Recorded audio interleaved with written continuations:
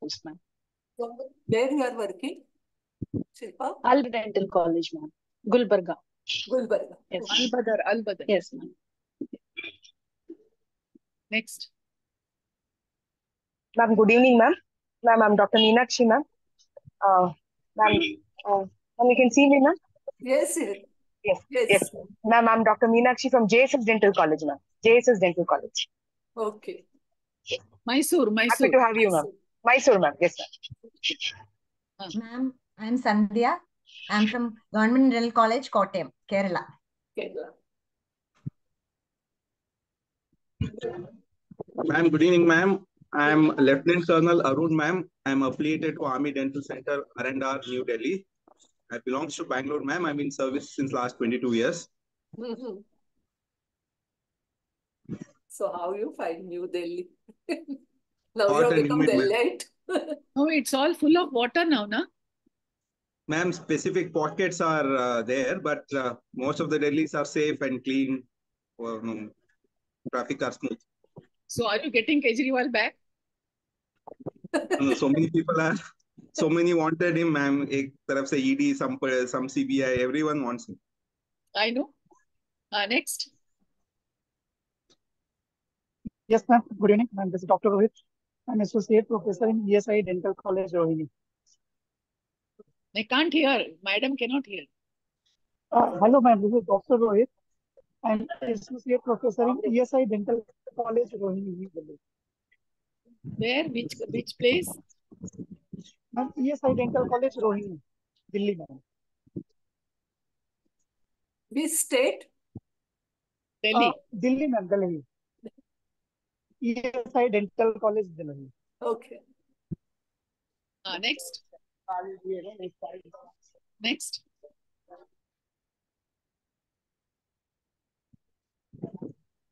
Next, please introduce yourself, those who are not.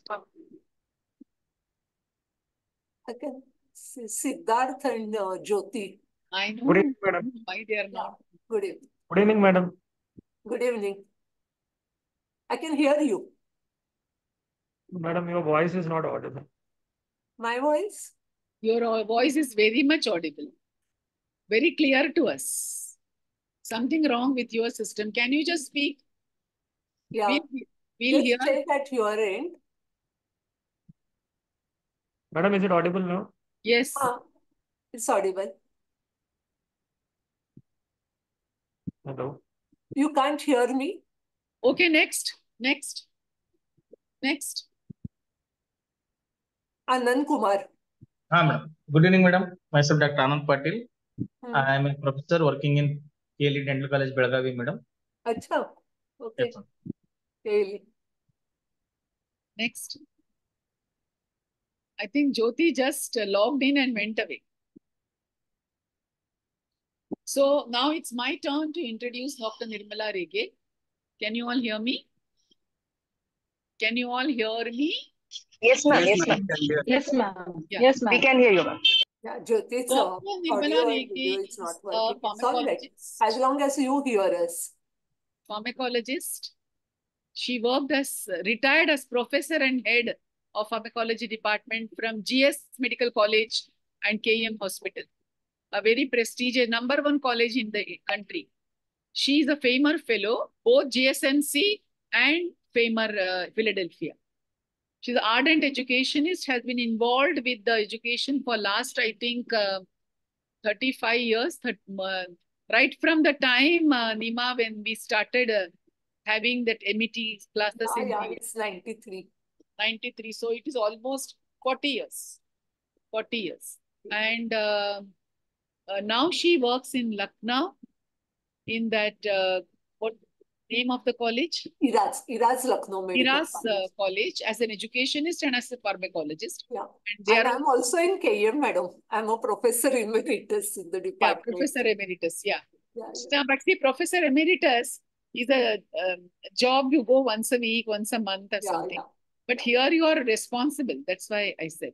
Today, Dr. Nima will be Nirmala. I call her Nima. So she...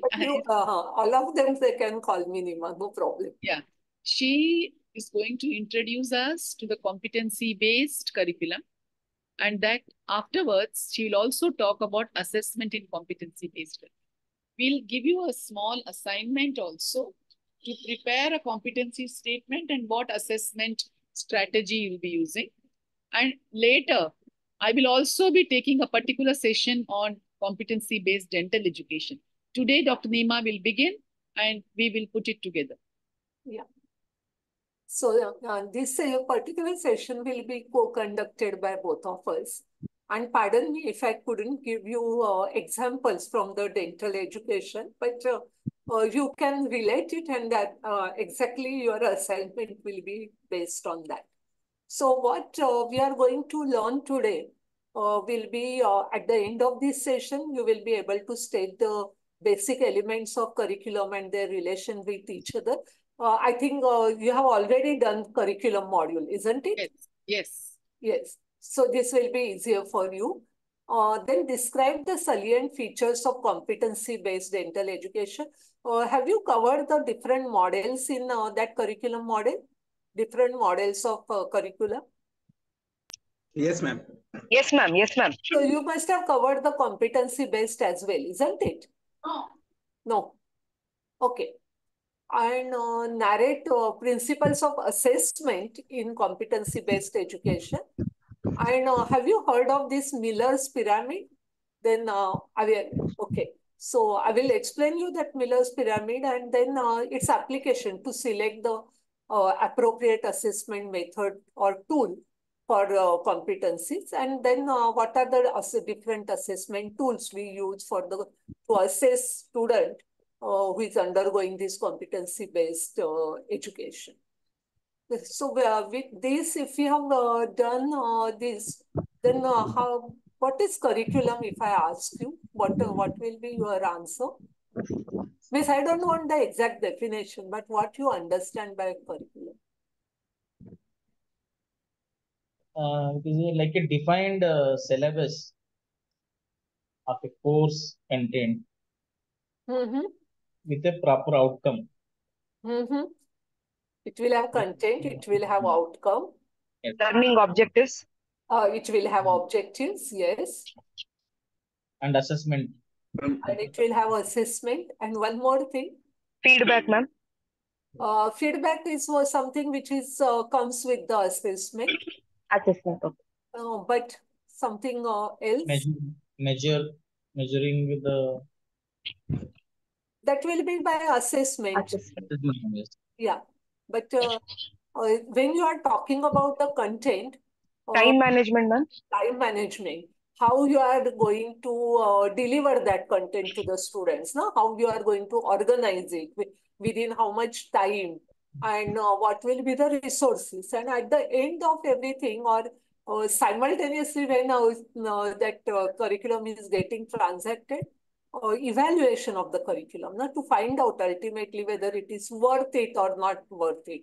You have started with some outcomes, you have something in mind, but whether you are really, the ultimate product is meeting those needs. So that you will be doing that. So we say that curriculum is a series of planned activities which are there, as well as educational experiences. Whatever the teaching, learning we do, we call them as educational experiences we are giving to the students, and which are provided to the learner by an institution to achieve the intended objectives or outcomes. And earlier days, it was people used to formulate the objectives. And then based on that, the teaching learning activities used to do.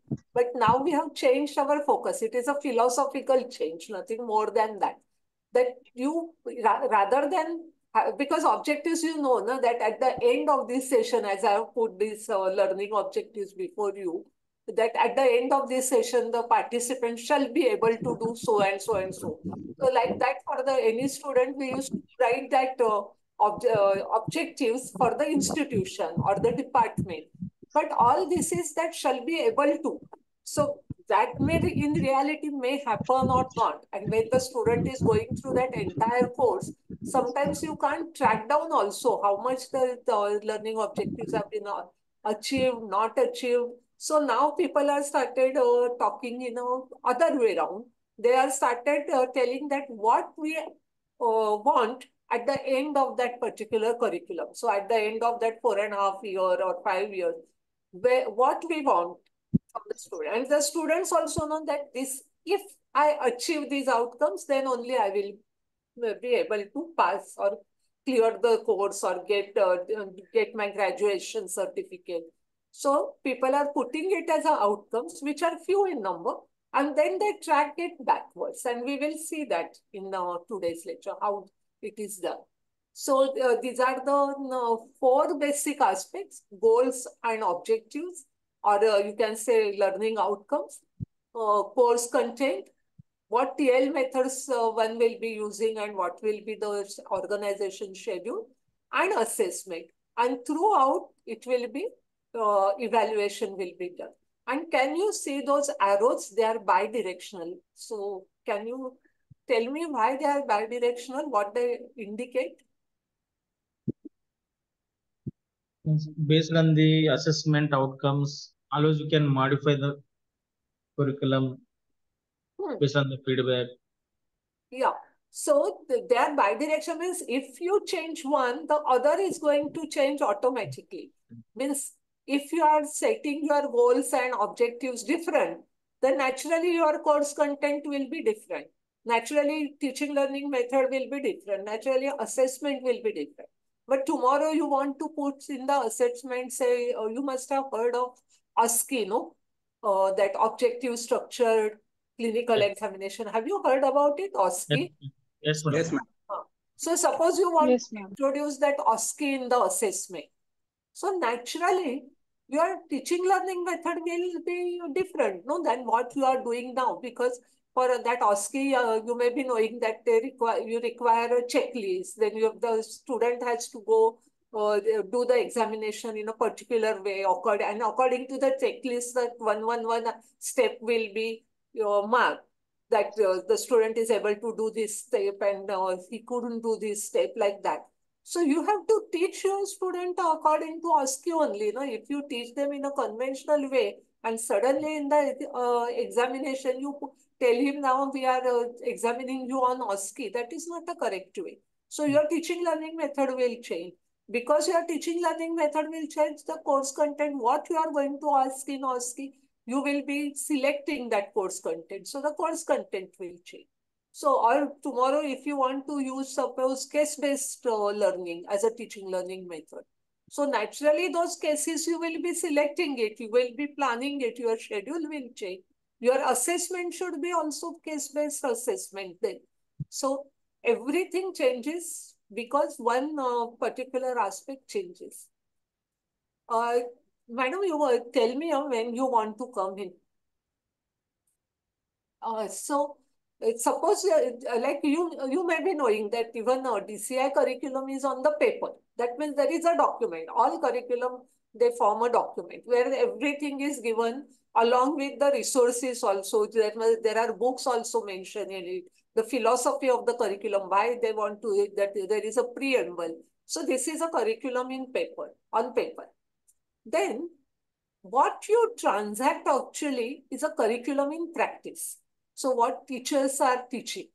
Now, ideally, these two circles should overlap because whatever is in the paper should be in the practice. But why that is not so? Can you say that there is an overlap to a certain extent, but there is something outside on paper and there is something outside on practice. So why that is so?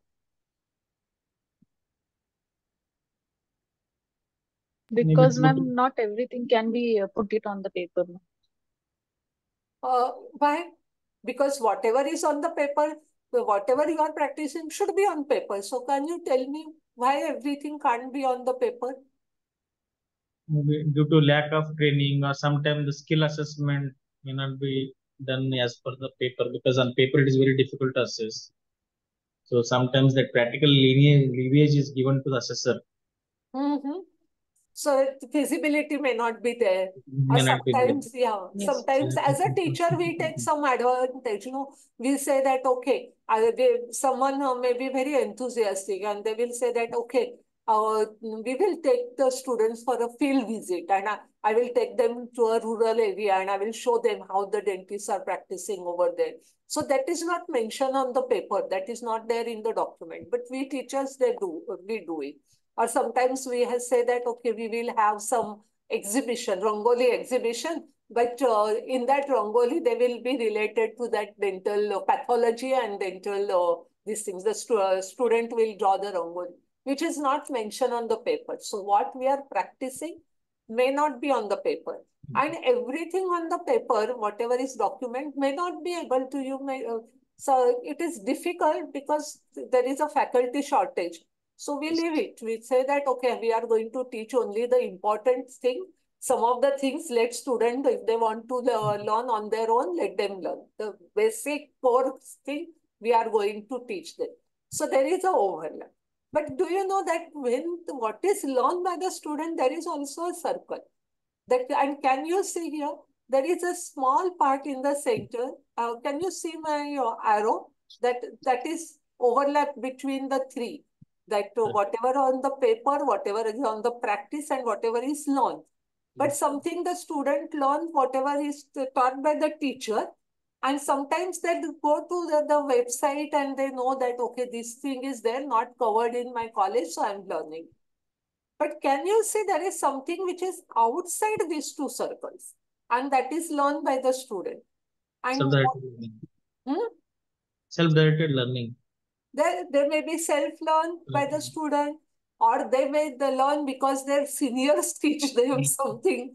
They say that, okay, this subject is very, very boring, like for our pharmacology. Rather than me teaching them the pharmacology, our seniors teach them the pharmacology. Yeah, अभी कुछ पढ़ पढ़ो, उसको रट्टा मारना ही होता है, बाद में देखा जाएगा. Something like that, and the student go with that. Sometimes the student learns something, especially the behavior or something. They observe us as teachers, and then they learn on their own some good habits and sometimes the bad habit, which we call that all these things which are learned by the students, which are not to be done with consciously, but they learn being in that particular environment. We call it as a hidden curriculum.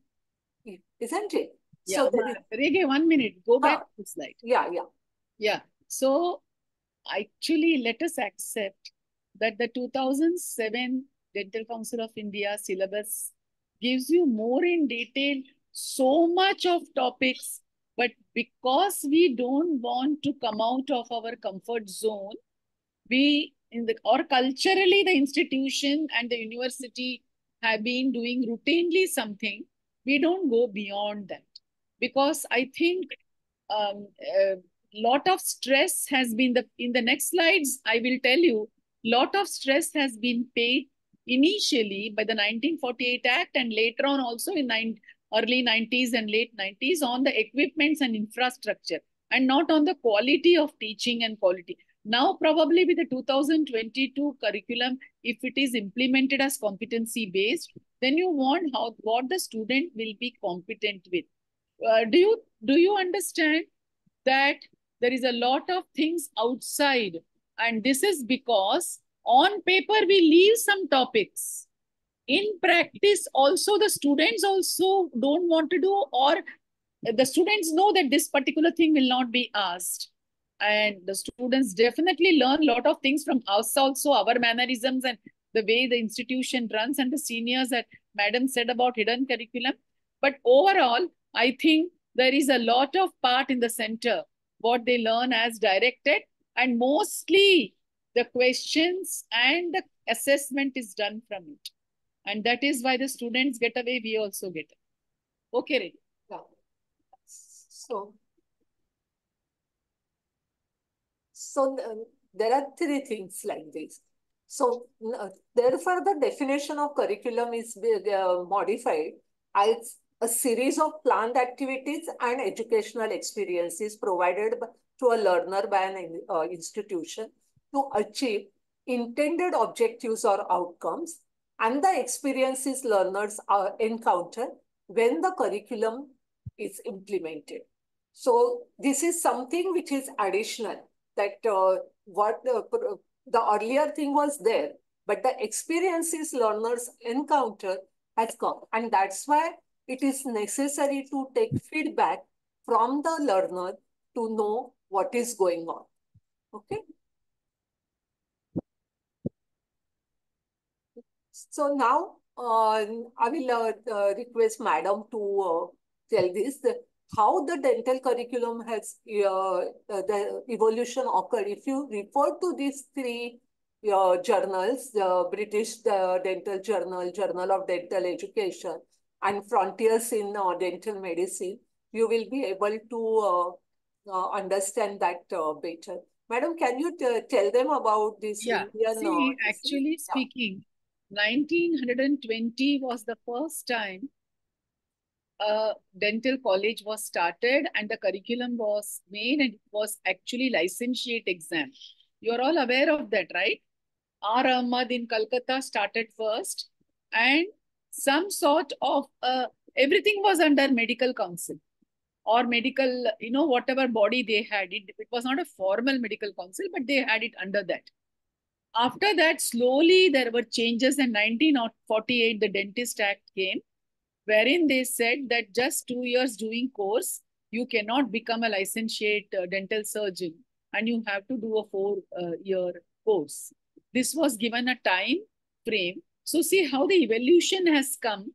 Basically, in the dental education, through evolving the necessity of the community. The community needed dental treatment. Community was demanding it. And there were some people, very pioneers from the medical side and the dental side, who initiated that.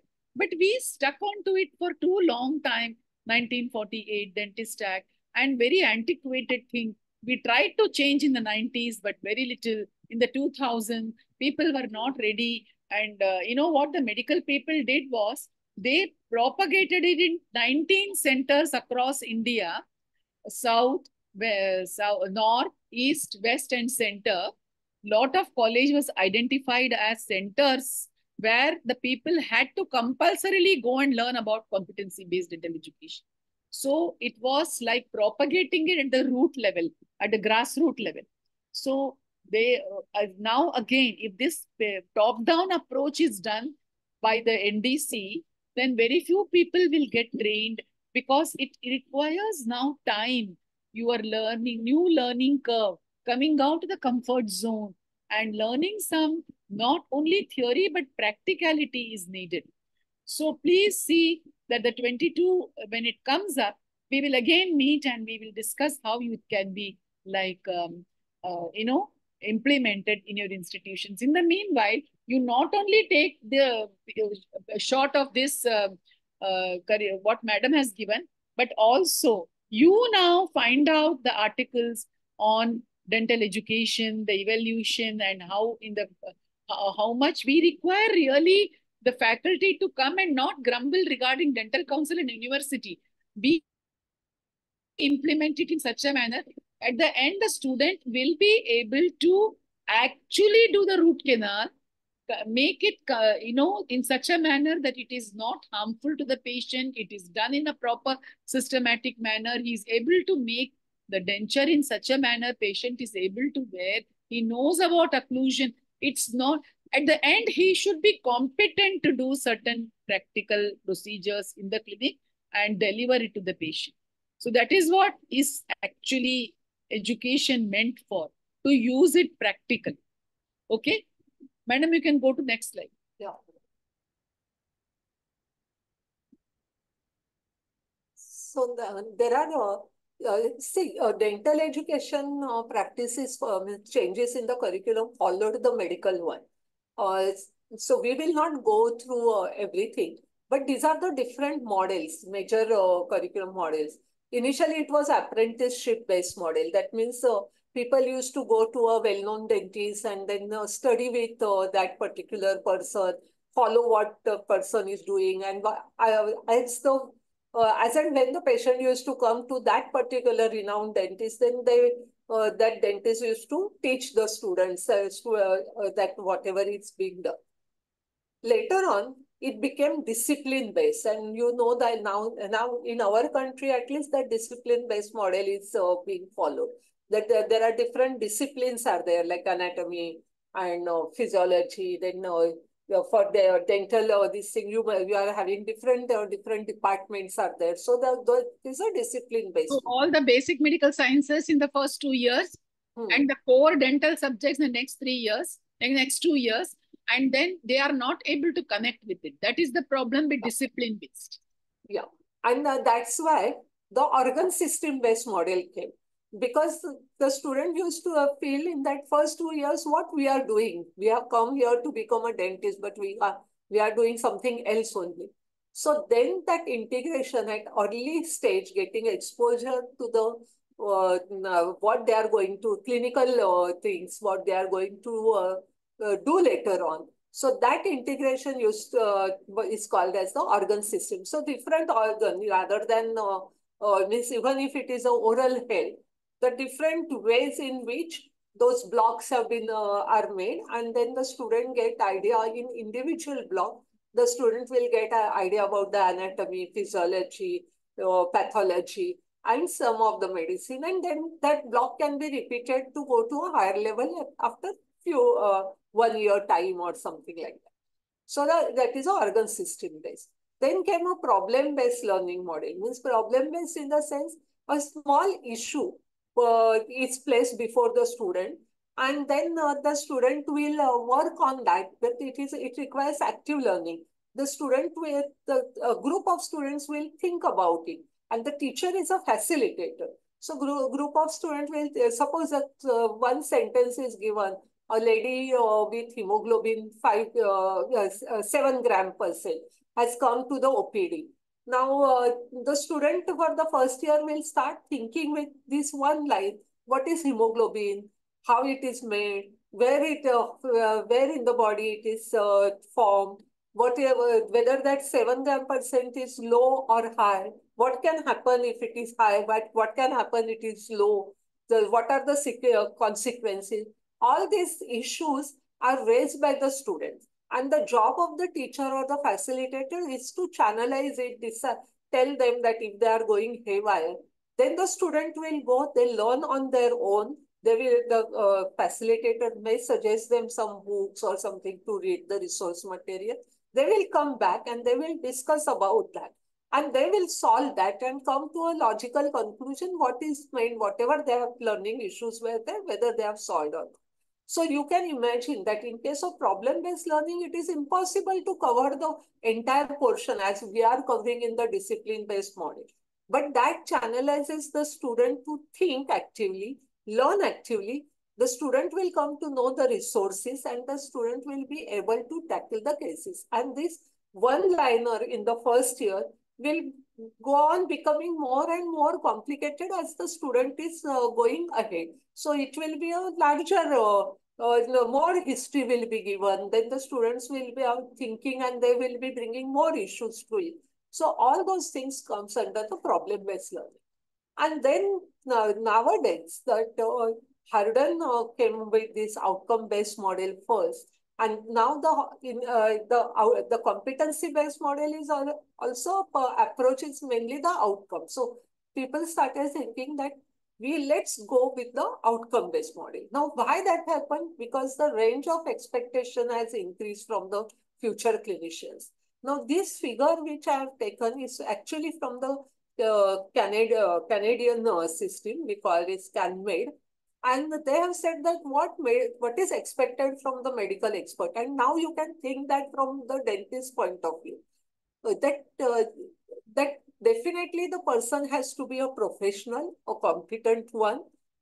He should be a communicator. He should be able to communicate with the patient.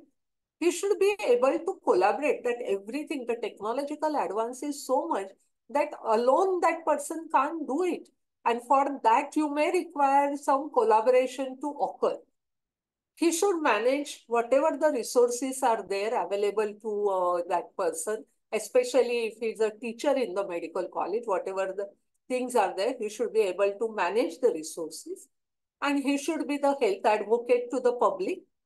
And he should be scholar also. And scholar means he will be reading whatever the new things are coming up in the literature, because the research is happening throughout. So he should be getting his knowledge updated, not just the knowledge, the skills also. So it is always the head, heart, and hand. That integration is required throughout. And there are certain values also should be there. He should respect the seniors. He should respect the patient. He should be able to accept the responsibility. He should be honest with his patient and has a compassionate and caring nature and so on. So because these expectations has increased in 1990s, it was decided that the doctors, these things should be redefined and it should include the features which previously doctor used to consider as a expert in the field. And so also the dentist. When I'm saying doctor, it is both ways. They are expert, they should be knowledgeable and they should have the enough skills. But it is not the knowledge and skills, it is a communication and the attitude and values, they are becoming more and more important. And there is a strong wish to certify the doctors based on the outcome, whatever the competence the person has achieved, rather than how much time is put in the training, how many rotations that doctor has completed during training. They are becoming lesser importance. And that's why this outcome-based model came. So it was decided that when you are designing the curriculum, decide what are the exit outcomes. That means when the person is graduating, what attribute that person should have. And then, what outcomes do you want your students to demonstrate? You have to write down very clearly, explicit manner and communicate with everyone that we want our student to develop these attributes. And then those attributes, once this is acceptable by that institution, they are used to design, develop, deliver, and document whatever the teaching learning experiences or instructions you are giving to a student. So it is a result-oriented thinking. I told you that why there is a change from the objective to outcome, that objectives are, it is a forward-looking thing, that this should happen and this may happen, but it is getting lost. And there were so many objectives people were started making that it lost its value. So rather than that, if I want my dentist to be knowledgeable, if I want my dentist to have enough skill, and if the person has got value, then what are those values? What are those skills? Everything is listed out, and that is a result-oriented. So how it happens? That you decide the outcome of the program, what type of doctor you need or what type of dentist you need. And then once those outcomes are, you go in a backward manner. Then you decide that intended learning outcome of the institution. Then it may be the intended learning outcome of a particular academic program. Then it could be of a course. Now, what is the difference between a program and the course? Means BDS is a program or MDS is a program. Whereas in the BDS or in MDS, whatever the different disciplines are there, means it is orthodontist or prosthetics, whatever you are using, or a particular brand, that will become like in our case, it is anatomy, physiology, microbiology, pathology, pharmacology. These are called as courses. So first you decide whatever the intended learning outcomes for the academic program, then course, then you come to that particular unit. If you are in my pharmacology, if there are different units, we are teaching the drugs acting on the gastrointestinal system, drugs acting on the cardiovascular system. So there is a one unit. You decide the learning outcome for that unit, and then you come to the intended outcomes for a particular lesson. So while planning, you are going from the outcomes for the program and designing it backward. Now, the thing what happens is that when you are putting the outcomes of the program, you can't have that too many things from that program. Whatever are there, those outcomes, and they are very much clinically oriented. So they, giving you an example from the medical point, the anatomist and the physiologist and pharmacologist will not develop the outcome for that exit outcome for the medical course. Who will develop that? The clinicians who are practicing, who are seeing the patients day in and out, like the pediatrician, gynecologists, medicine people, surgery people, because they are seeing the patient. So they will decide what should be the outcome of the program from the patient point of view. So, and related to that, we are putting our outcomes. So there are, otherwise what used to happen when we used to write the objective, we used to write so many objectives for the anatomy, so many objectives for the physiology, so many objectives for the pharmacology, because everyone wants that his subject or should be taught in the great depth. But it happens that when you are actually seeing the patient, you don't require all that knowledge. It is not necessary. You require certain knowledge, which is that, and that knowledge should be a perfect one when you are seeing the patient. So related to that knowledge, one should have the program. Like for pharmacology, if I put that many drugs acting at the molecular level, that is, and we ask them what is the mechanism of action at the molecular level, and that is not needed by a physician who is coming as a MBBS doctor. But what he needs, that suppose he gets a patient with asthma and he has to treat it, which drug he has to administer that. It may be one or two drugs rather than the listing of that whole classification of the drugs we used to teach them earlier. That is not required. That knowledge, if required, and they are all adult learners, we become a self-directed learners later on. If I need it, I should know the resources and I can see the resources and I will use it. But I should know based for common condition, common needs, whatever is required, and I should use it.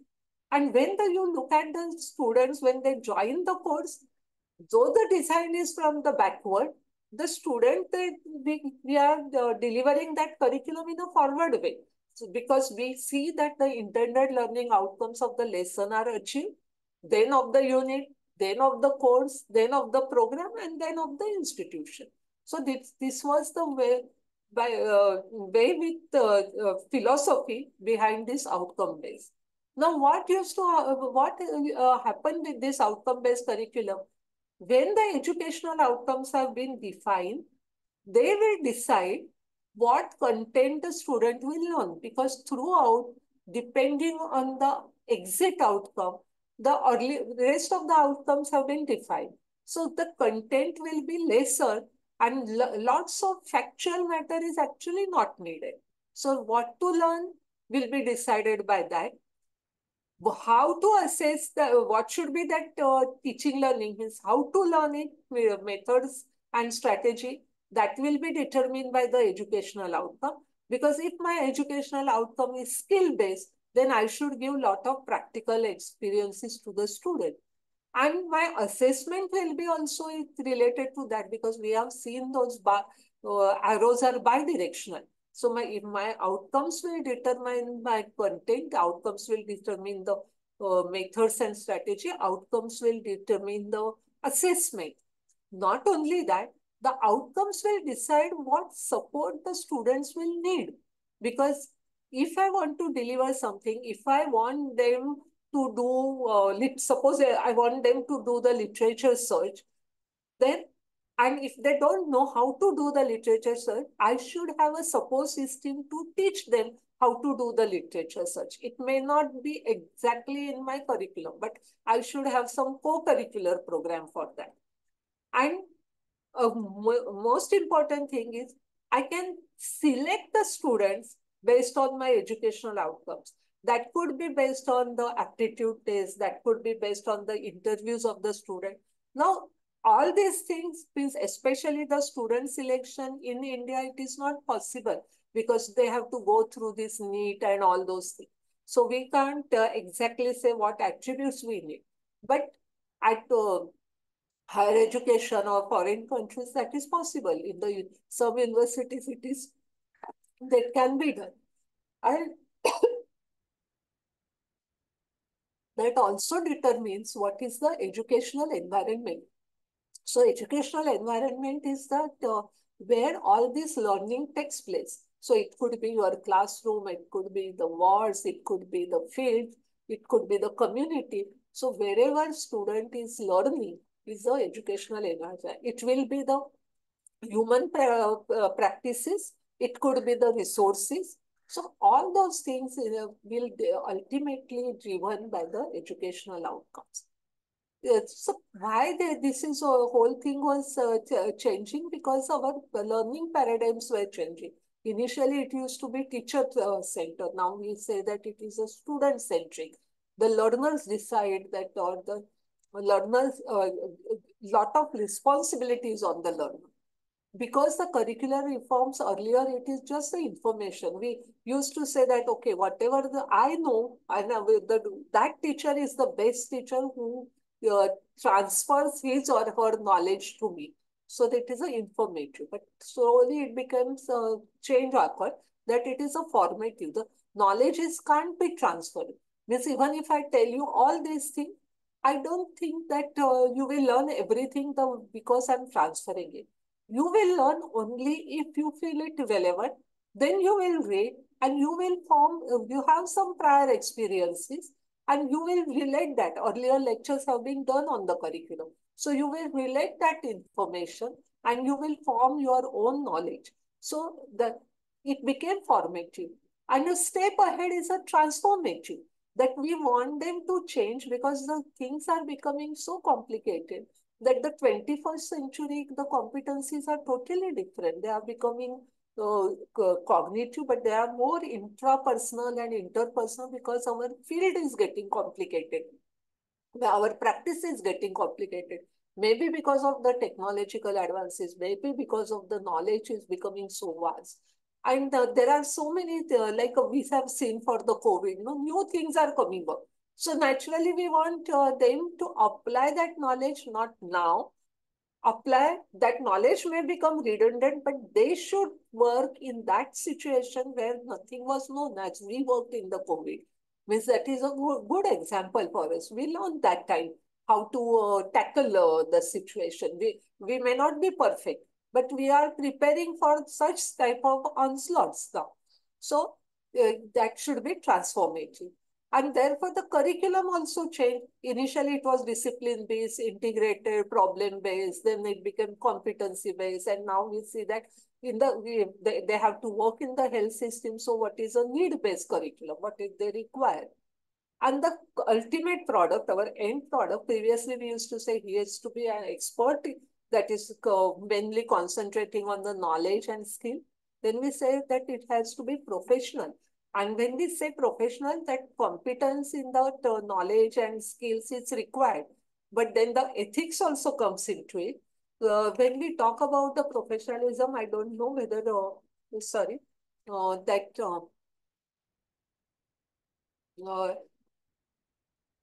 you have means those sections where have been taken about the professionalism and all, but it requires knowledge of means apart from the excellence, humanity and altruism, and then accountability. These are the certain things of the profession. These are the soft skills, but they have become very important. And now we feel that everyone should be an effective change agent and the leader, because everyone has to take the job of the leadership while doing the practice, while teaching in the institution, while doing lot of other work.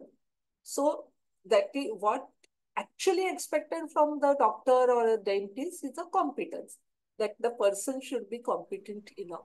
So this, what is that competence and how that is different from the knowledge and the skill?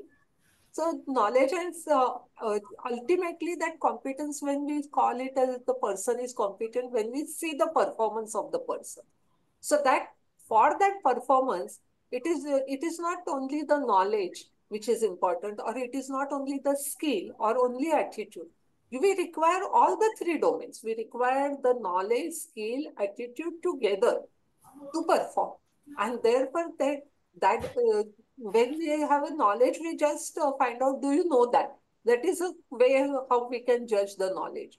Or for the skill, can you do it?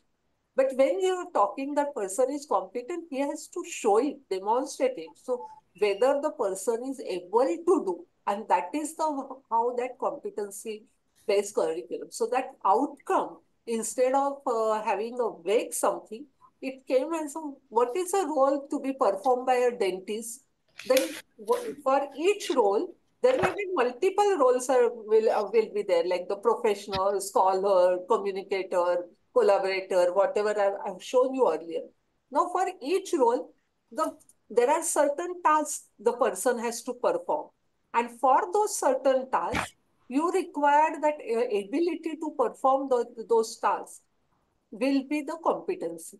So that will require that set of everything. You will require certain knowledge, you will require skill, you will require attitude. Then only you will be able to successfully perform a task in a particular situation to meet a standard. So this competency-based curriculum concept came in around 1993 in medicine. Now, can you tell me, if I ask you, what is the difference between a competence and competency? Can you tell me that? What is meant by a competence and what is meant by a competency? Or what do if you don't want to answer that, you can say, what is meant by competent? Because I use the term competent dentist. So what is meant by competent? Competent means if the person has that skill, madam, or ability. If he possesses that ability, then he becomes a competent. Okay. Anyone else? You are right. You are not wrong. But anyone else want to say? Ma'am, a skill which is needed to do something is competency. Competence, sorry. A skill which is required to do something is competence. And what is a competent dentist means what?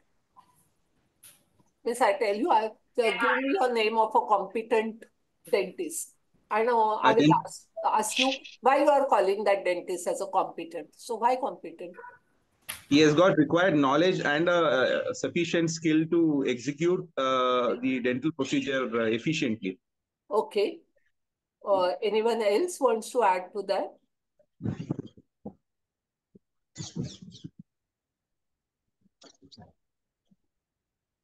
Yes. He is competing with other dentists too. He is competent with the other dentist. Competent with. Means what? Means he is ready to do all the procedures without any complications. Objection. Yes, ma'am. Yes, ma'am. Okay. Have you heard a word this thing that this is called as construct? Have you heard? Do you know what is meant by a construct? Constructive sentences. Huh? Yes. Competence. What you are going to do is competence, and how well we can do is competency. Constructive. It's like a constructive word of competence. Okay. And competence is like how well we can do it, how efficient we are in it. Competence is what we are expected to know about that particular procedure. Okay. There is some variation, but I asked you what is meant by a construct. See, in this educational field, there are many constructs are there. Construct is something which you can't define exactly. It is you experience it individually. Everyone has got a different idea about it. Like you told me about a competent dentist. You said that he should have a good skill or good knowledge. He should be able to perform. Someone said without any complication. I may say the one who will not give me a pen while doing the dental procedure and who will talk to me very nicely. I consider him a competent person will not cause any complications later on, but he should talk to me also very properly. So that everyone's expectation is different. But somewhere in our mind, we know what is meant by competent. Giving a simple example of beauty. Beauty is a construct. Someone may say that, okay, I like Karina. Someone will say, I like Karishma. Okay. they are beautiful, that she is beautiful. If you ask what is exactly beauty, you can't say. The beauty varies with the different people. What is the concept of that beauty? But because it is a construct, you can't define exactly that very, very objectively that these will constitute beauty. It's not like that. So something which appeals you, but you can't define it. But at the same time, you remember we have context. Beauty context is there. We identify who is a Miss World, we identify who is a Miss Universe, because there are various tests are given, multiple tests are there. It is not just how they look, but how they walk also, how they talk also, depending on their air and the physical features, but whether how they converse also, how they answer the question, their confidence, everything, different aspects are taken into consideration together to say that who is the most beautiful woman who has appeared for that contest. Similarly, when we are talking about this competence or competency also, it is a construct. So when intelligence is a construct for, if you want me to ask from the medical side. So, but we always say that this person is most intelligent, but what is meant by the intelligence will vary according to it. But if there is an exam and someone tops, then we say, that guy is very intelligent because he has done it well. And if the exam is something which takes care of its different aspects, different domains, we can say, then it is called as, you can find the most intelligence person. So similarly, there is a difference in competence and competency. So what is competence? The competence is a habitual, and remember these words, habitual and judicious use of knowledge, technical skill, clinical reasoning, communication, emotions, values, and reflection. Means all those things you think which are the person should have, the physician should have, but the use should be habitual in the day-to-day life, in daily practice, and judiciously for the benefit of the individual and community being served. So that is the definition of a competence. Now, it can be means it entails more than the possession of only knowledge, skill, and attitude. It is much more than that. And it requires that those abilities which we have seen, it should be applied in the clinical environment to get that result. Then we say that there is a competence. On the other hand, when we are doing it is when we are saying competency based, we don't say competence based because competence is pertaining to that individual. We say competency. And what is that competency? It is some task that it is an ability which is learnable, means person can learn it. It is durable, it lasts for a longer time. And most important thing is it is measurable. That ability to execute a specific and integrative task. So that task requires number of domains. You can't again like that you have to have the knowledge, skill, attitude. Different domains are required for the competency. And that's how it differs from the objective. Because the objective will be in the cognitive domain. You have an objective in the psychomotor domain. You have an objective in the attitudinal domain. In different domains. But in this case, competency, it is all encompassing, but required for that task, which is a part of a full range of a task that constitute the medical profession. So it is a generalized ability that may vary depending on the context. Now, that depending on the context is very important. So the competency of what we are looking for in the education may be different for a first-year student, may be different for the second-year student, may be different for a graduate, and may be different for a postgraduate. So that depending on the context, the competency may change. It change in a gradation. And when we say a competent person, he possesses the required abilities in all the domains in a certain context at a defined stage of medical education or practice. So it may be a graduate, for a graduate, we say that he is a competent student, or the practitioner, we can say he is a competent doctor, but he also has an authority or right to act. So being a competent, he will behave in a certain manner in a given situation. So there is a difference in competence, competency, and competent. Okay. Now, can you tell me, this is that CanMeds, I've told you, no, that framework. The medical, they said that these are the professional communicators. Is this the competency? These are whatever is described over here. A medical officer should be a manager, medical officer should be a collaborator. Is this a competency? It's a competent, ma'am. So suppose the person has got everything, then he will become a competent if he uses that daily in his daily or in his or her daily practice. But these are actually the roles. That the whatever the roles are there, because they have also mentioned their roles for framework. Based on that particular, to perform as a communicator, the competency has to be written down. So competency for first year person should be written, for second year it should be written, third year should be written. And similarly, for in USA, they have an accreditation council for graduate medical education, ACGME. So they have 6 core competency. But are they? Do you think these are the competencies?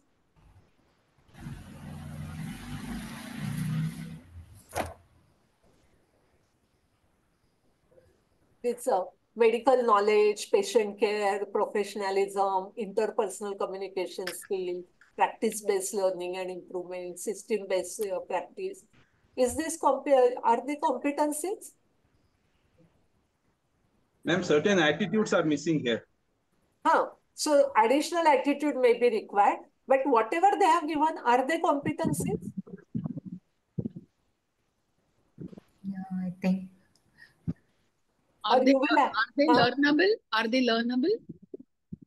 That you have to tell me that they have mentioned there are 6 core competencies. I'm asking you that we have seen the definition of the competency.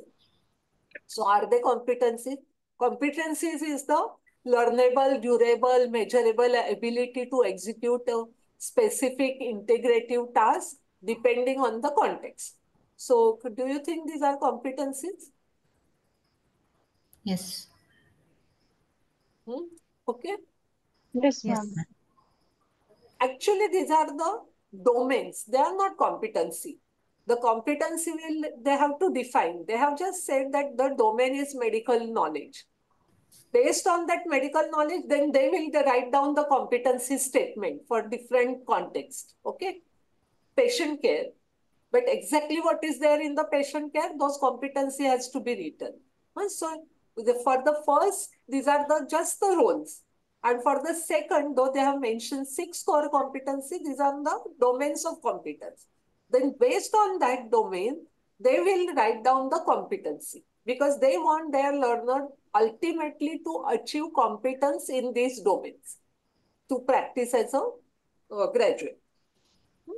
So that they understand these are the core competencies. These are the domain. Actually, they have mentioned as a core competencies, but actually they are not the competencies.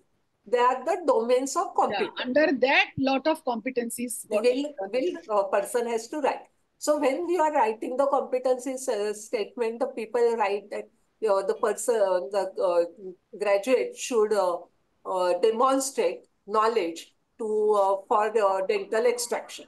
So then that becomes a competence. So when we are talking about the competency-based medical education, forget that word medical, it is for everyone.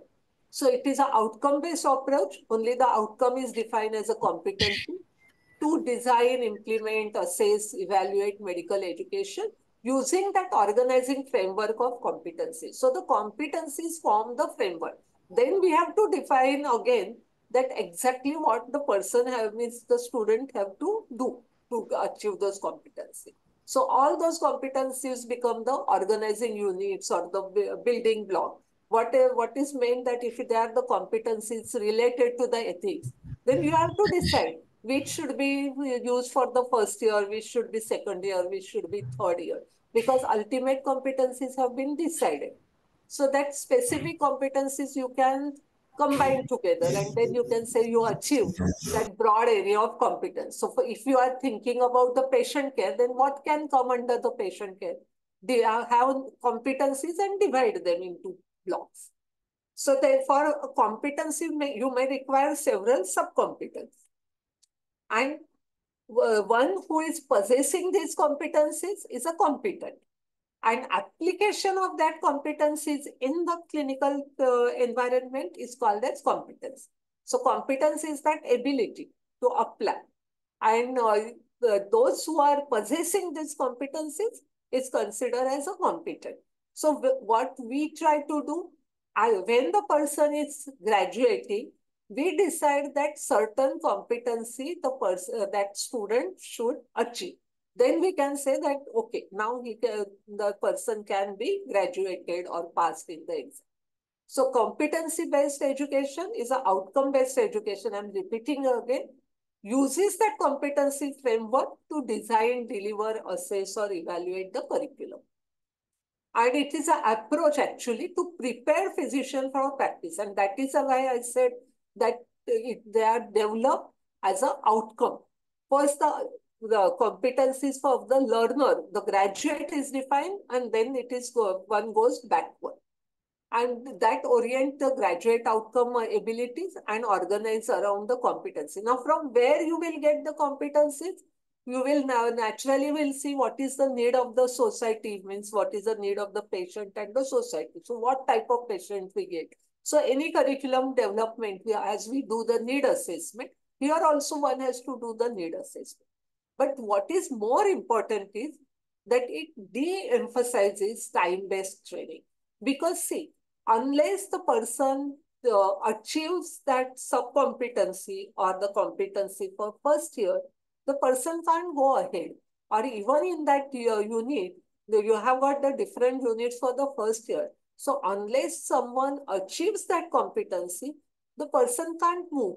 Now here what we do in the traditional one, we teach the drugs related to the cardiovascular system and we say that cardiovascular system is covered.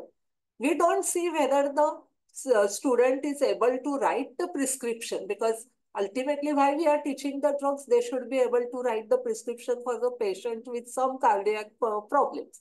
So we don't see that.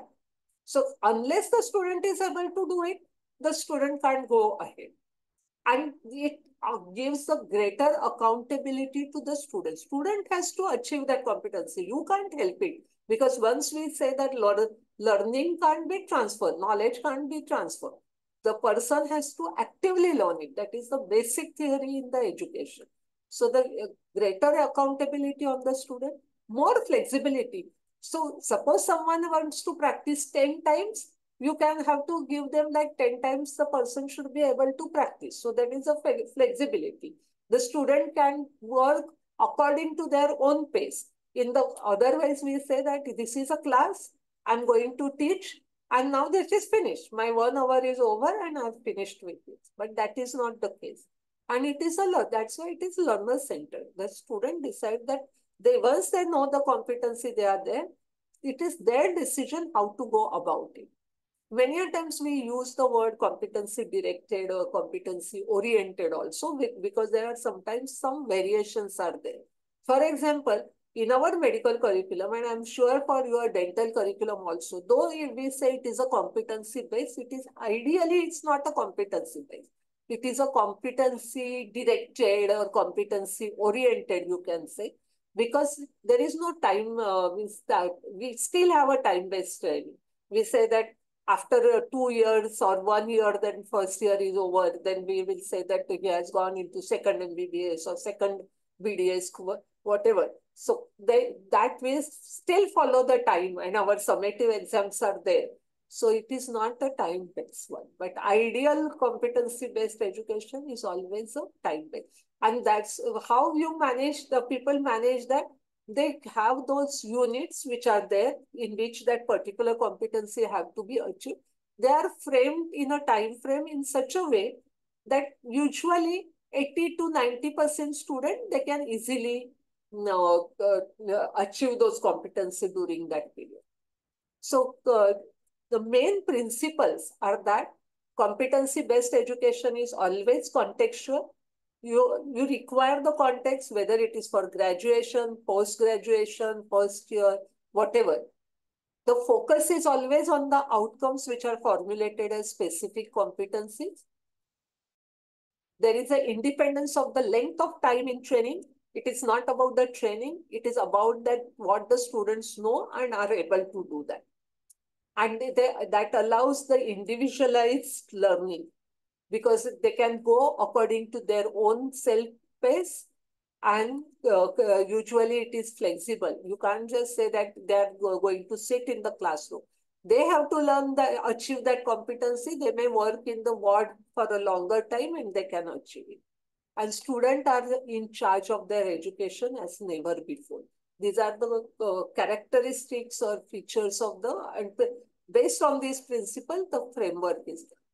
Now let's have some these. On the one side, you will see what is a traditional one, and you tell me what change is there in the competency based from whatever so far we have discussed. You please let me know that. So suppose we say our driving force for curriculum is knowledge acquisition in the traditional. What will you think about for the competency based? What is a driving force for curriculum? Is it knowledge acquisition?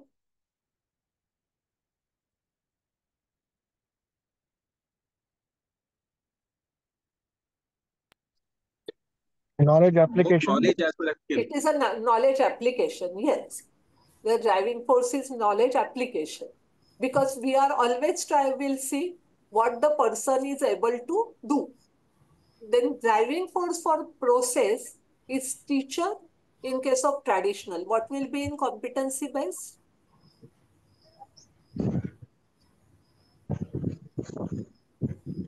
That entire process of learning is Student driven. it is student based. Here the teachers decide that what the students should learn, how much they should learn. But there the competencies are mentioned. So the teachers will not be Teacher centered. in traditional it is teacher centered. In case of competency based, it is student centered. Here in traditional based, we have limited amounts of practice. What will be in the competency based? Prolonged period of practice. Yes, prolonged period of practice. The student may, you have, as a teacher, you have to give them the resources. You have to see to it they can practice anytime. And that's why that simulation labs and have proliferated nowadays. Because the student or online simulations are there. The student, according to their own pace, can go and they can practice, and then they can practice on the simulators and in the lab, and then they can practice on the patient whenever they feel they are comfortable. Focused on one center, what will it be in the competency based?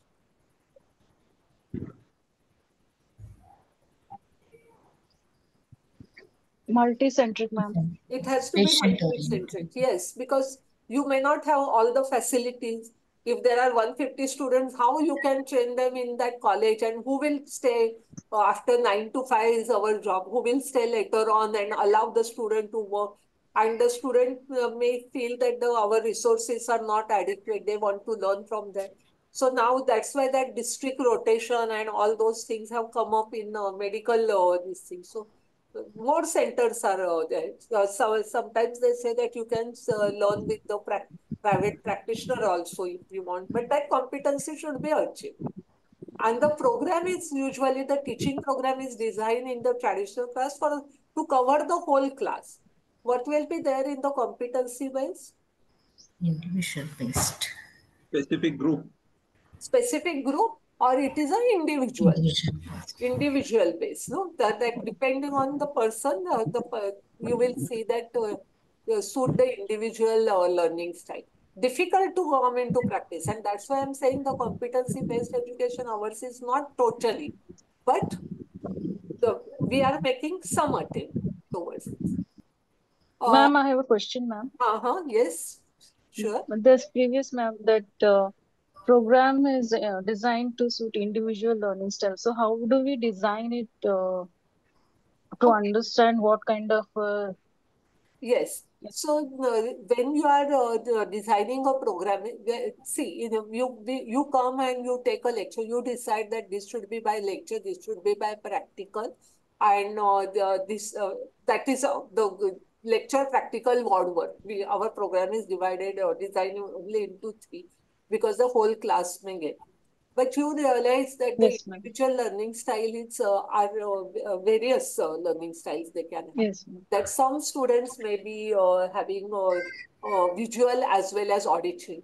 Then you can have in your resources the same thing which are there as a cassettes, audio cassettes, or there are videos are there for the students, and you can allow them to access those videos and learn those sides. So some student may go for the audio cassette, some may go for the visual cassette. Some students may use the simulators, online simulators, which will be there in the college library, the resource material.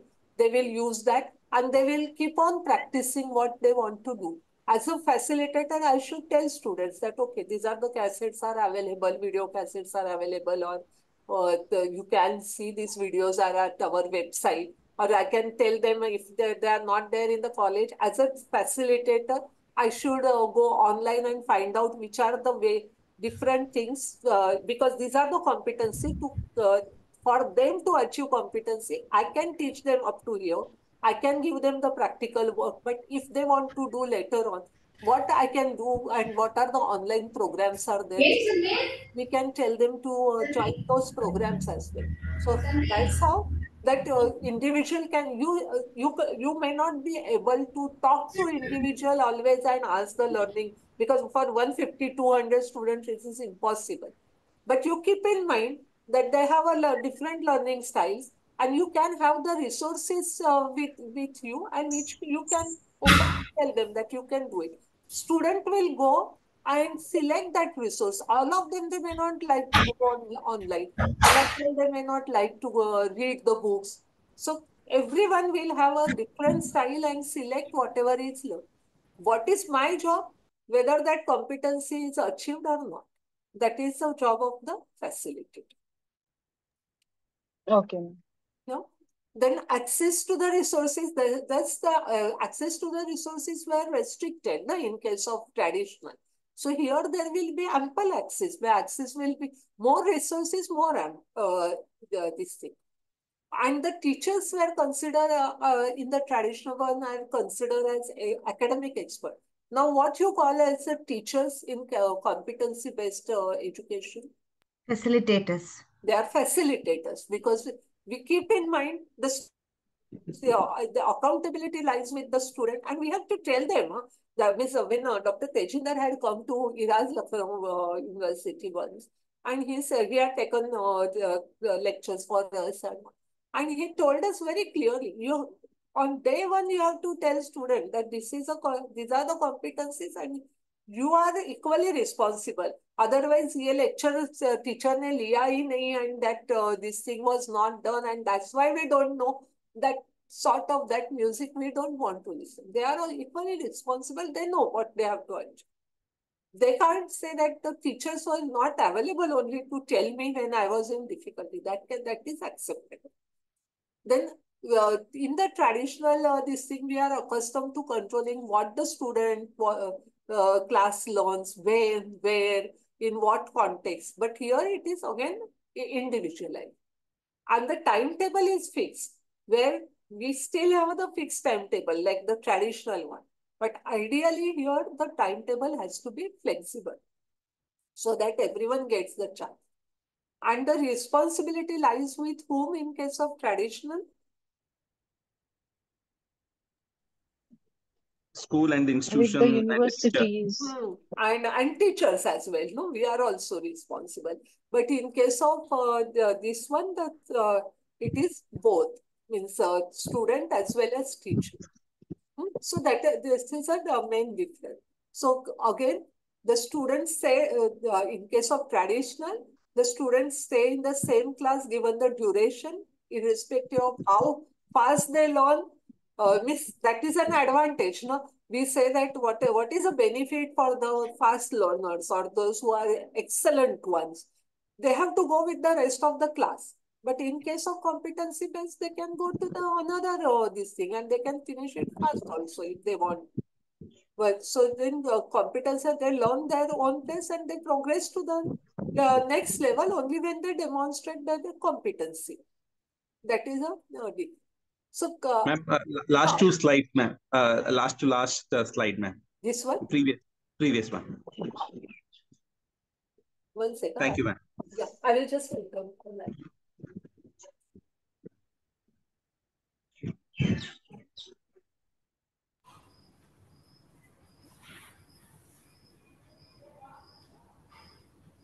So in 1993, it happened. First, it started in US and then Canada, Brown's University. But can you see here that graduating dentist, the curriculum framework, there are few references. I can send you this slide set and you can see those references. They have given that how it outcome-based dental education. The reference is 1719, but started earlier than that. This is after that reviews and are written after later on. Nima, in fact, the competency-based education was started in dental colleges in Britain and Europe because they had to certify them. Yeah. So they did not know how to certify them. So they thought, let us make it in the certification according to how much you are able to perform. It's like, blood pressure. You can't just give a number at the end. Yeah. The whole procedure. So similarly in dental, it is right from positioning of the chair to history to the teeth. So they started from there. There is an article on that. If I find it, I will share with the group. Yeah. And medical people always acknowledge that dentistry is more competency based because oriented. It is more rather like we say the nursing is more competency oriented rather than the medicine. So similarly, dentistry is also. And this is a madam that curriculum framework for the graduating European dentists. So you can see that they have defined the domains of areas of competence like the professionalism. And then under that, they have ethics, regulation, professional behavior. Or their second domain is self and effective clinical practice. So they have put under it the evidence-based practice, management and leadership, team working and communication, audit and risk management. So they have divided that as a sub-domains and then the competencies under that. Or patient-centered care means applying the scientific basis of oral health care or clinical information gathering and diagnosis, treatment planning, establishing and maintaining oral health, or even the dentistry in society, the dental public health, health promotion, disease prevention, population demography. So under that, they have developed the competencies. And based on that, these main areas of competence and the domains have been defined. And based on that, the competency framework has been made. So in short, it is all learning by doing. And like previously, we used to concentrate only on the clinical skills, but here the soft skills are taken into consideration. And as when I'm saying the competency is achieved, that means how we will decide that competency is achieved or not. That means some minimal level of performance has to be achieved. No? So we have to define that what is a minimum level of performance. Then we say that, okay, this what he is capable of doing the dental extraction. So what is that minimal level of performance? One has to define.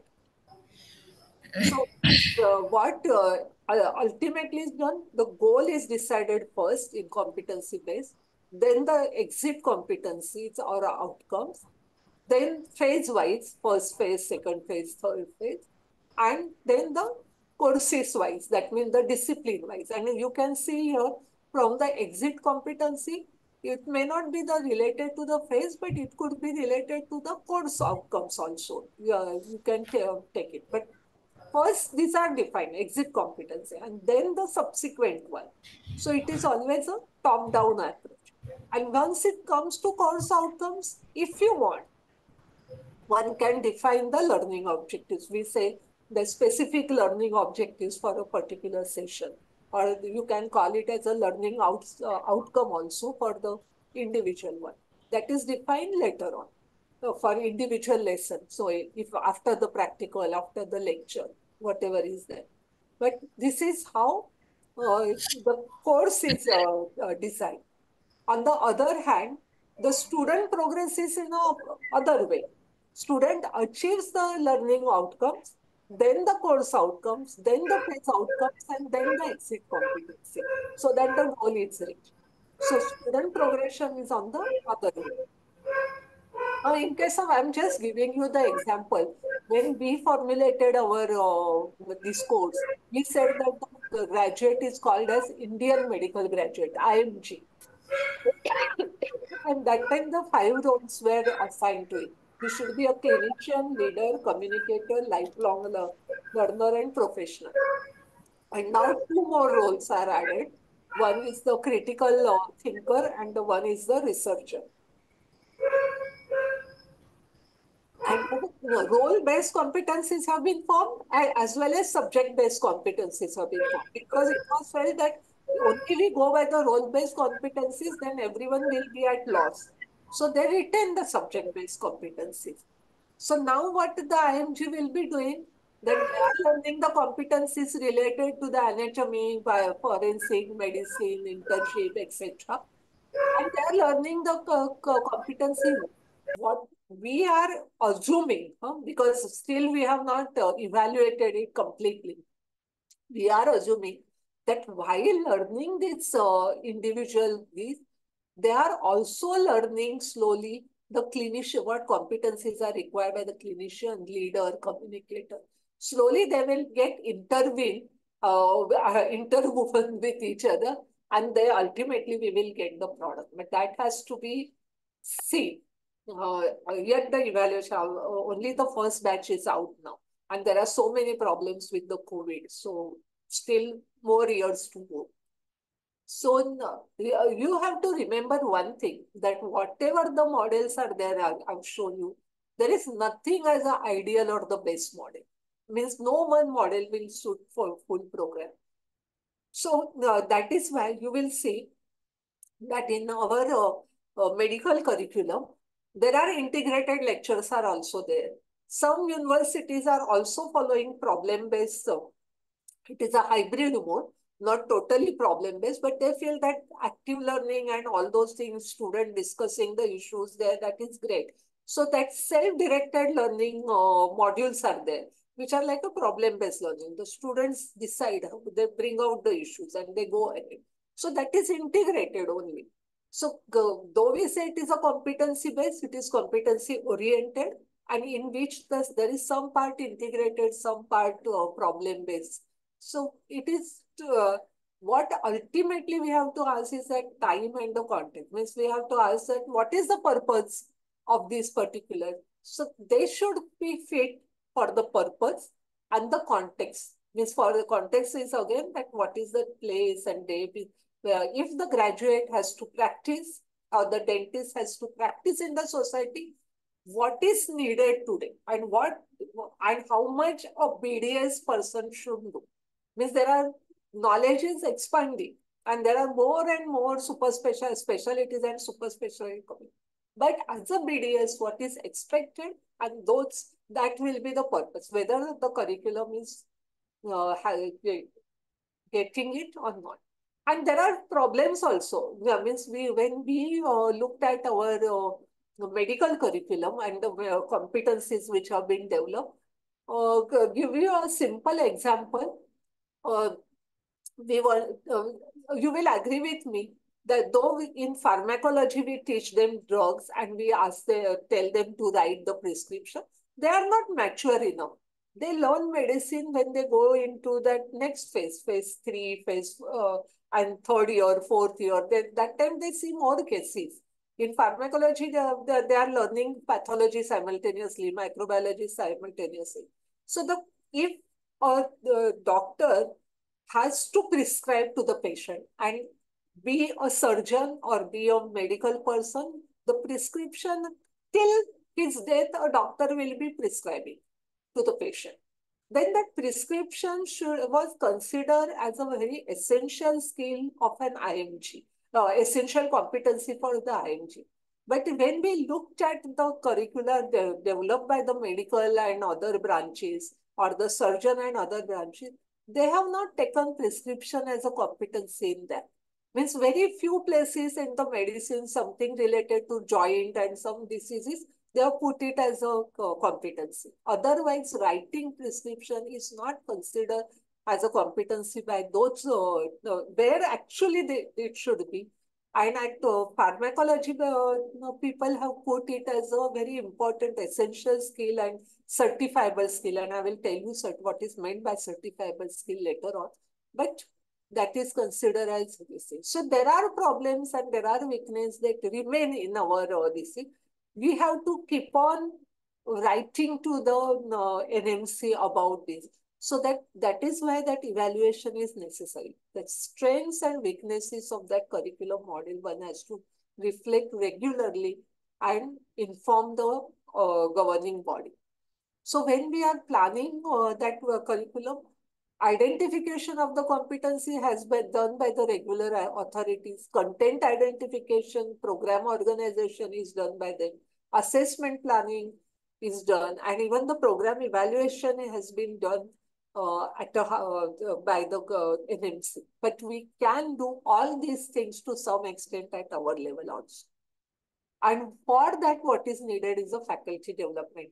So what this course madam is taking, or there may be other things you may be having in your own institution, that faculty development is needed, and that conducive environment. If everyone is against that and everyone thinks that this is not doable, it will not move only. Only the Central Council will not do anything. Maybe 5 years down the line or this thing, they will say that this program didn't work. But it didn't work because the environment was not conducive. So again, there's 3 principles: flexible time, sequencing, because you have to go from a simple thing to the advanced thing while teaching student, and mastery learning, where you will say that the performance is minimum performance, that is a mastery learning. That one has to decide. This is a very beautiful article by Hardin, who I told you that he developed that outcome-based model. He said that people are like 3 types. Some are like ostrich.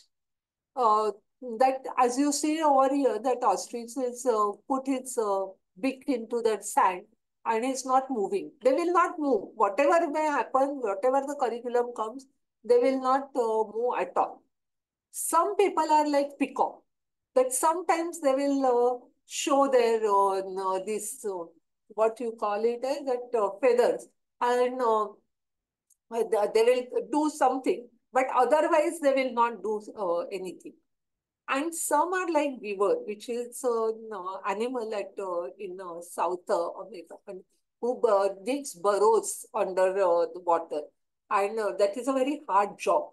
But they are always successful. They live below this water level. So, and they continuously do it. Ultimately, they do it. No, continuously they keep continuously, on doing. yes. They don't stop. Perseverance is there with them. So when suppose someone has to implement this outcome-based education or competency, as you see, the ostrich has not done anything. They will not do anything. The peacock will make some list of learning outcomes, but then again it will be said. But you can see the beaver, they will continuously go on doing it. And then it may happen that at some point they may get disillusioned, or they may feel that अरे कुछ बाकी के कुछ नहीं करते मैं क्यों करूं, and they may drop their performance. But you can see the people like these when it is up. So what you are required, that you require a match between the outcomes and the content, outcomes and the teaching learning strategies, assessment, and educational environment. That we have to, while implementing, we have to see that. And that's why we have to structure the content, because everything is not needed, that we have to teach ourselves only, also as a teacher, that my subject will, they are not doing speciality in my subject. Whatever is required to be a dentist, only that much I have to teach them, but teach them so much that they know it well, that they can do it skill. We have to select, choose the appropriate learning activities for that, and we have to use the range of assessment tool which are in alignment with outcomes and the learning activities. And we already saw that it is a top-down approach, where backward planning is required. Then we have to go from simple and advanced level. For individual, you can group or make that as a different units, and for that you can decide the objectives, organize program, and sequence the teaching, and then you have to facilitate the deep learning approach. This is actually because it's very important for the competency, and this is called as conscious competence learning matrix. I don't know whether this was told to you. Was it told to you earlier? No, ma'am. Conscious competency was not. Okay. See, Yeah, we this talked about you know that you don't know, and you also sometimes don't know, but you know that you don't know. Yeah. You don't know that you don't know is dangerous. I am not aware how to treat a patient with certain particular treatment plan, but I don't even know I don't know about it. It's very dangerous. Our students are at that level, generally at level 1 or 2. Either they don't know that they have to learn this, और ये कुछ उसका curriculum का होता है, ये subject मुझे करना है, और I don't know, as madam said, कि patient को क्या करना है, मुझे पता ही नहीं है. So I am totally not knowing about aware of my incompetence. And sometimes the people are scared also to do it because they know that they don't know. So they are scared. So we have to take these students from the stage 1 and 2 to the stage 3 of a conscious competence. That means they are aware that now they were able to do that. Now, initially in the conscious competence, when we are, the fourth stage is unconscious competence. You think of the driving a car. Many of you must be driving. So when we go to first time to that agency to learn, we don't know. Means बहुत सारे people know that sit at the back and they give instruction to the driver. Otherwise, even we are going in the taxi, अरे ऐसा क्यों लेता है turn यहाँ लेना चाहिए. Or just see, don't do this, don't do that. कौन से gear में चला रहा है. All this. But once while learning, they are back. Means the wheel is in front of them. They'll understand that they don't know exactly where is the accelerator, where is the brake, how to do that. So they become aware of their incompetence. They learn slowly the driving. Once they learn the driving, they know that they can drive, but they are concentrating on their driving. So kabhi that time if you are going with the family and suppose someone cracks jokes or starts laughing or starts showing something from the window, you tell them, no, don't disturb me. I'm concentrating. I have to focus on my driving. So that is conscious competence. But later on, it becomes a part and parcel of your life now. Your hands are on the wheel, but you are driving and you are listening to music. Sometimes you pick up phone, you talk also, you joke. All those things can happen. I don't know how many of you know the cardiac surgeon Nitu Manke. He was a very renowned cardiac surgeon. So when he used to do the cardiac surgery, he used to chat with his people around. They used to joke and this thing. And sometimes there are visitors in that room. And they used to feel कि ये doctor क्या ऐसे बात करता है? Means it is such a important operation is going on and that is related to the heart. So he used to say, no, I'm focusing on my eyes are on that heart and my hands are working. But I can do this simultaneously. So you don't worry about the patient. And he lost only 3 cases out of that 370 or 380 cases he had done so that. Only 3 patients were lost. So swimming. Yeah, swimming is another example. So that is unconscious competence. Now, what happens is that why we have to know as a teacher that these things can happen. One thing is that our students are from 1 and 2. We have to take them to step 3. And we are already at step 4. Huh? So when we feel that something is very, very simple. अरे उसको क्यों नहीं ये करने को आता है? But we are not understanding that they are either not, so they may be over enthusiastic and they may come to you and do something wrong, or they are getting really scared and there is a lot of anxiety. We have to break down those skills or this thing into simpler steps, going into the shoes of those students, and then teach them and then drive them to that conscious competence. So when they are conscious incompetent, you have to develop courses, you have to inspire the student, you have to tell them that what is to be done, you have to demonstrate them, and you have to tell them that what is that self practice and enable them to perform that self practice. And later on, when they are conscious competent, then you have to observe and actively support their performance. And when they are become unconscious competence, they may be like your peers. Some of your students may be with you also now, and you have to support their independent performance. What happens is that when we are doing unconscious competence, we are also in that this thing that I can do it, but we can commit certain different errors, which we were not doing earlier, or we may not be knowing what is new things have come up. So that time, what is the solution for this? For unconscious incompetence and conscious incompetence, you may have to develop the courses based on what I told you, that find out the content, go from simpler to advanced and all those sort of things, and facilitate deep learning. But those who are conscious competent or unconscious competent, you have to give them lots of resources so that they can constantly, they will help. This is one more thing in our competency-based this thing, that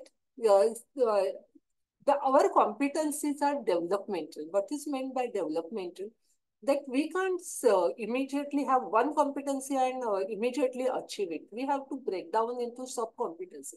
And slowly we are practicing and getting used to that competency, or developing our skill in that competency, then a bunch of competency, and then we go to a higher level. So when our students come to us, they are novice, they don't know anything. But when by the end of maybe first year, second year, they become advanced beginners. So they have learned something more than what they are. By the time of graduation, we have decided that how much competent they should be, the competency they have to achieve.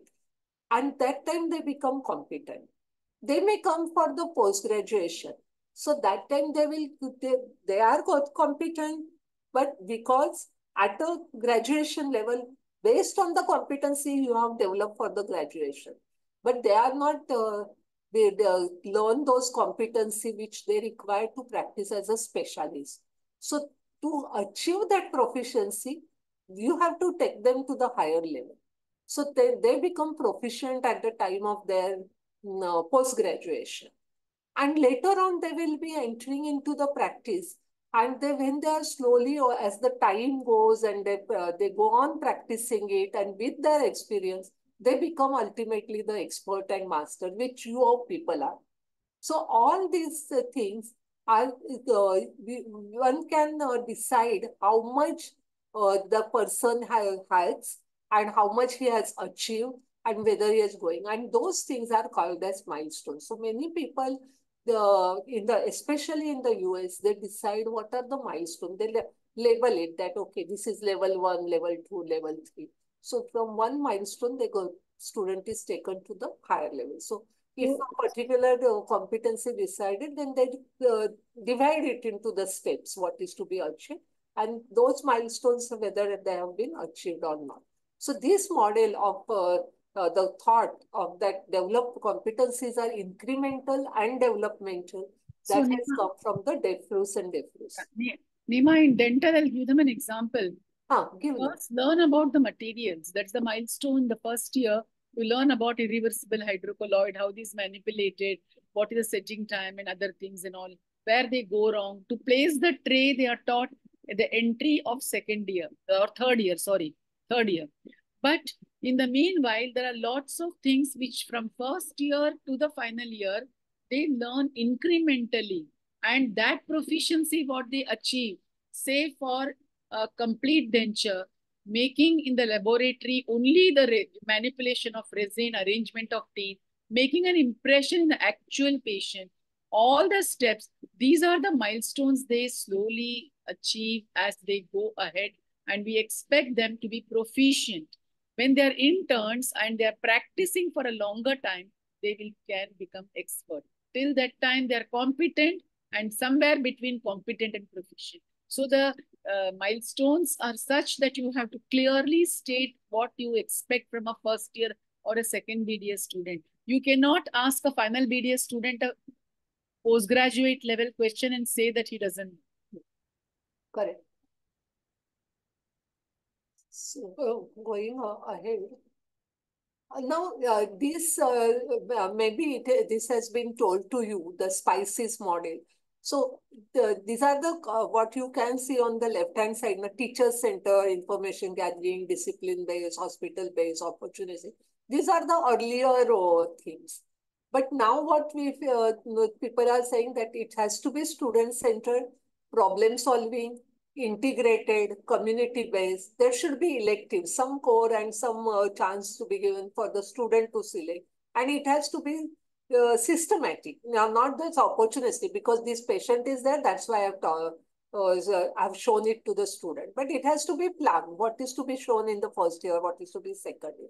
Now, suddenly one can't go from teacher center to student center. So in individual institute, you can decide that what strategy you have to want to keep it. Means if you say that teacher-centric, I want some part is teacher-centric, but some part is student-centric. I want less of information gathering and more of problem solving. So individual college or individual institution can decide where they would like to go, and slowly they can move forward.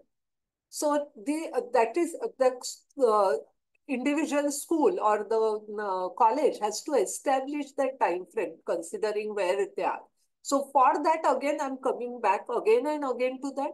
Review the existing curriculum and read more broadly and consult more widely that what can be done and how it can be improved. And then plan the curriculum using own value set, applicable to your own context as suggested by the evidence. Because, and from where that evidence comes, it will come from the through the evaluation by taking the feedback of the students, from the faculty. You can take from the other stakeholders like your patients. And if you are going for the NAC, you will know that all these things the NAC people ask you to do. That is developing the evidence. And then you bring the new change. So, but whatever it is, it has to be contextual if it is to be meaningful.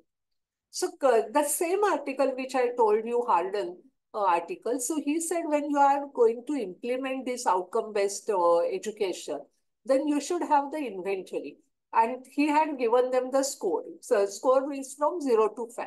So what are the important things, that whether the learning outcomes have been defined, whether you have communicated that with the staff and students, what strategies you are using. And when we say educational strategies, that include teaching learning methods and assessment. What will be the course content? How will you decide the student has progressed or not? What will be the assessment? What will be the educational environment and students selection? And he has shown that those, if you put it, then you can get the idea where that these are the 9 dimensions. So where your own curriculum stands, or how much you are able to implement. And he has shown that, as you see here, the ostrich will not move at all. They will never do anything. Whereas for the peacock, They may do something very well. That learning outcome, they are 5. But for the rest, it is almost at the 1. And then student selection is 0. Whereas the Beaver has done an excellent job. They have reached 5. So your own curriculum may also be like this. So in case of a medical curriculum, I can tell you it is almost like this, that we have got base learning outcome that up to 5. And we have communicated with staff and students, that is on the website. You can have that as a 4 and 5. We have developed the educational strategies, learning opportunities, course content, student progression, that feedback and everything has been inbuilt, assessment, education. So we are at 3. But student selection is not in our hand. It is mainly through NEET. So for that, we are at a 0, or you can say 1, because it comes to some extent through NEET based on their prior knowledge. So one can have where we are going with the implementation of such competency-based program. Now, this is my last slide. And you tell me that what do you think now as your role to this competency-based curriculum? As an individual teacher, what you would do? What are the, because if we are learning so much about the competency-based education, we should know, no, that what I will be doing as an individual teacher.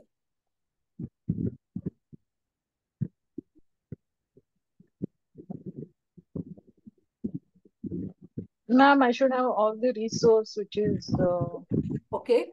available for the student. Yeah, you should. You will require all resources. Whose responsibility will be that?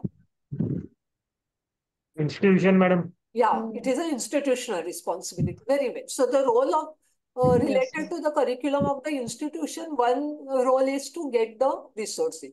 But as a teacher, what if you don't have the resources, say, or it is a resource constraint, or this thing like our medical college used to. Then what is my role? Facilitate self-directed learning, ma'am. Okay, you can facilitate student self-directed learning, or you teach, no? Teach them whatever you can. First is to be a good facilitator. Yeah, be a good facilitator, yes. And what? What else you can do? Ma'am, if it's related to curriculum, first we need to identify what are the gaps in the curriculum. Okay, identify what are the gaps in the new curriculum also. But when you will learn those gaps, when you are transacting that curriculum, no? So you start teaching the curriculum and you realize that these are the gaps compared to the previous one. So yes, you will have to evaluate the curriculum. What else? Ma'am, structure the curriculum which suits the required competency-based education. But that curriculum has already come to you from this year. They have given you competency-based curriculum. So now what is your role? Motivate yourself and motivate others. You motivate others, okay. What else you were saying? Someone is saying? A specific learning objective. We have to formulate that. You formulate the specific learning objectives because they have given you the competency. Did I eat dinner? No. Yes. As a teacher, take we feedback and improve upon the curriculum. Okay, you can give feedback. Someone else was also speaking, and I think every time someone, other person, yes. As a teacher, even we also need to be upgrade our knowledge related to this. So undergo faculty development courses. Yeah. To learn some like you people More are. things. Yes. What else? Anything else? And we can adapt newer teaching methodology also. Yeah, like, you can design how you are going to transact. No one has prevented you from using newer teaching learning methods if you feel they are appropriate for that competency. Yes, absolutely. We should know the assessment methodology also. Yeah, and you can use, because we know some certain assessment methods are there, but they are not in our yet used in our. But as a formative assessment, you can always use that. No?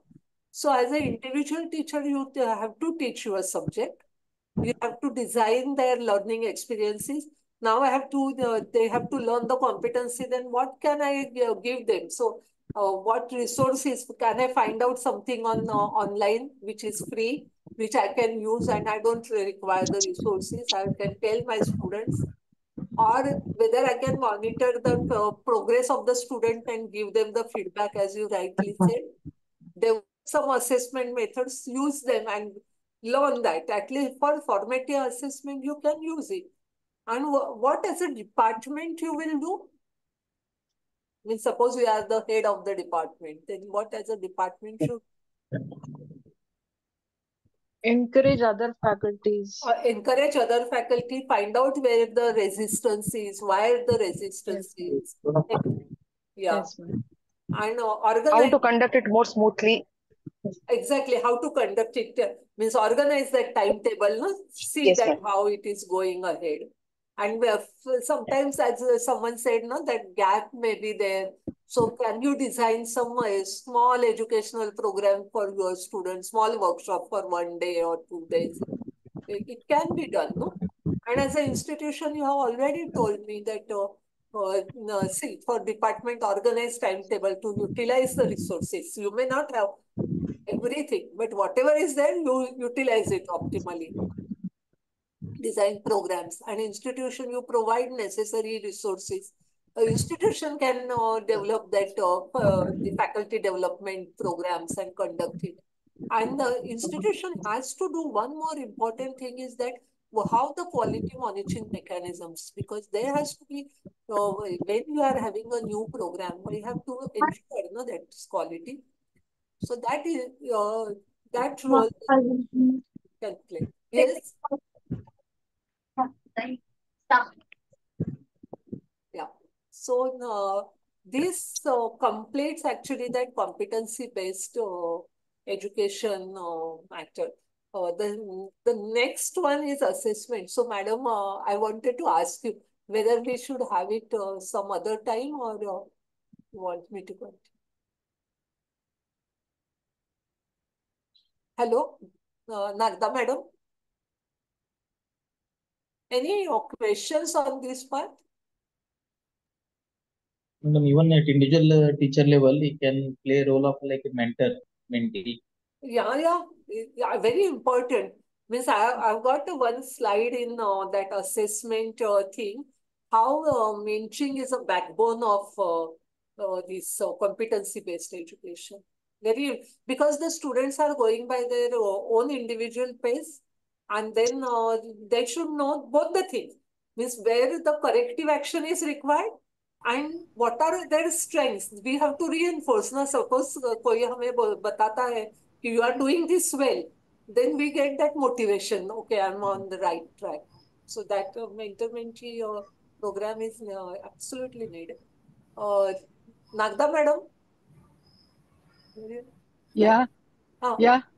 So I'm asking you whether we should have that assessment some other In time. a separate, some Yeah. other time. Next So, time, because Sucheta is otherwise it will taking. be too heavy. Yeah, too heavy. No, that is very long, 1.5 to 2 hours. So what I'm telling you is, next time Sucheta is taking, I think, if she is okay, we can continue, or else I will suggest, let her take. The week after that, when you are taking assessment, no, I also want to show them something specific to dentistry. Okay, very nice. Yeah.